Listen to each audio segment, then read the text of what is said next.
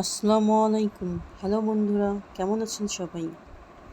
দেশি ফুড চ্যানেলে আপনাদের স্বাগতম। আপনাদের সাথে আছি আমি বর্ষা। আপনাদেরকে আজকে একটি নতুন রেসিপি দেখাবো। তো আমি গ্যাসটা অন করে নিলাম। নেওয়ার পর গ্যাসে প্যানটি বসিয়ে দিলাম। দেওয়ার পরে বেগুন আমি হলুদ লবণ দিয়ে মাখিয়ে রেখেছিলাম। এখন বেগুনগুলো সব একে একে কড়াইতে দিয়ে দিচ্ছি। সবগুলো একবারে দিয়ে দেবো। তো দিয়ে দেওয়ার পরে আমি ঢাকনা দিয়ে ঢেকে দেব।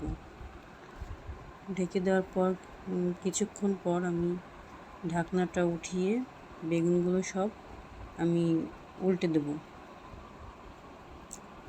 সবগুলো সুন্দর করে উল্টে দেব। তো এই পর্যায়ে কিছুটা তেল অ্যাড করতে হবে আমাদের, কারণ বেগুনে একটু তেল বেশি লাগে। তো আমি আরও কিছুটা তেল অ্যাড করে দিলাম। তো দেওয়ার পরে দেখেন আমার কিছুক্ষণ পর বেগুনটা কিন্তু ভাজা হয়ে গেছে। তো এখন আমি বেগুনগুলো উঠিয়ে নেব। সবগুলোই সুন্দর দুই সাইডই হয়ে গেছে। তো সব বেগুনগুলো উঠিয়ে নিচ্ছি। এখন প্যানের ভিতরে আরও কিছুটা তেল আমি অ্যাড করব।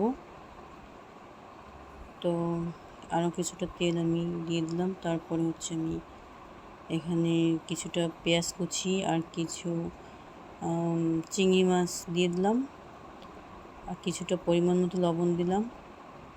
দেওয়ার পরে চিংড়ি মাছগুলো আমি আগে থেকে বেছে রেখেছিলাম।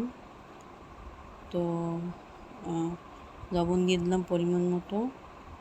দেওয়ার পরে হচ্ছে কিছুটা পরিমাণ মতো হলুদ দেব। হলুদ দেওয়ার পরে আমি আরও কিছুটা তেল দেব। তেল দেওয়ার পরে আমি নাড়াচাড়া করছি। এখানে কোনো আমি ঝাল দেব না, কারণ এটা হচ্ছে আমার ছেলের জন্য রান্না করছি। সে একদমই ঝাল মোটেই খেতে পারে না। তো দেখেন চিংড়ি মাছটা কিন্তু আমার হয়ে গেছে ভাজা। আমি এই পর্যায়ে উঠিয়ে নিয়েছি। তো আমার রেসিপিটি ভালো লাগলে অবশ্যই আপনারা একটি লাইক কমেন্ট শেয়ার করবেন। ভালো থাকবেন সবাই। আল্লাহ হাফেজ।